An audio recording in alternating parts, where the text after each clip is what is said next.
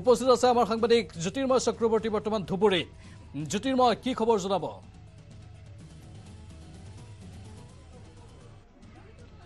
হয় প্ৰাঞ্জল, এতিয়ালৈকে আমি ৰাতিপুৱাৰ পৰা বিভিন্ন ঠাইত বিভিন্ন নিৰ্বাচন ভোটগ্ৰহণ কেন্দ্ৰত আমি ঘূৰি আছিলোঁ, ৰাইজৰ ভোটৰ হাৰ শতাংশ চাই আছিলোঁ।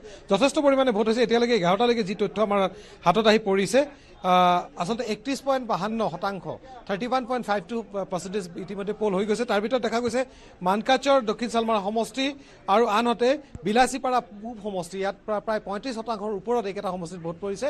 কম ভোট পৰাৰ ভিতৰত দেখা গৈছে গৌৰীপুৰ, গোলকগঞ্জ আৰু ধুবুৰী, তিনিটা বিধানসভা সমষ্টিত এতিয়ালৈকে সংখ্যা যথেষ্ট কম ভোট পৰিছে। কিন্তু বৰ্তমানে যিহেতু প্ৰখৰ ৰ'দ, বৰ্তমানে আপোনালোকে দেখা পাইছে আমাৰ পিছফালে যে ভোটগ্ৰহণ কেন্দ্ৰটো যে কেম্পাছত ৰাজা শৰ্মাই দেখুৱাই আছে, বৰ্তমান কিন্তু লাহে লাহে অকণমান ভিৰটো কমিছে। হয়তো এই ভিৰটো আকৌ 2-2:30 বজাৰ পিছত আকৌ এটা ভিৰ আহিব, কাৰণ বৰ্তমান যথেষ্ট গৰম। ৰাতিপুৱাৰ ভাগতকৈ যথেষ্ট সংখ্যক মানুহ আছিল আৰু এই মানুহখিনি যে আছে তেওঁলোকে ইতিমধ্যে ভোটদান কৰিছে।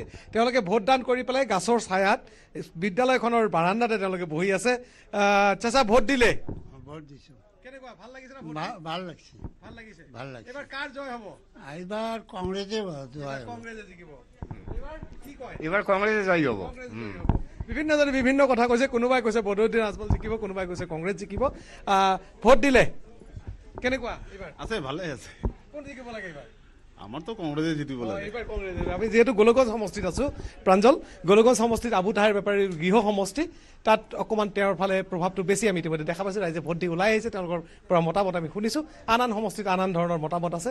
আৰু এটা কথা নিশ্চিত যে যিহেতু বৰ্তমানে দুপৰীয়াৰ ভাগ যথেষ্ট ৰ'দ দিছে, বৰ্তমানে সংখ্যা অলপ কম আহি আছে।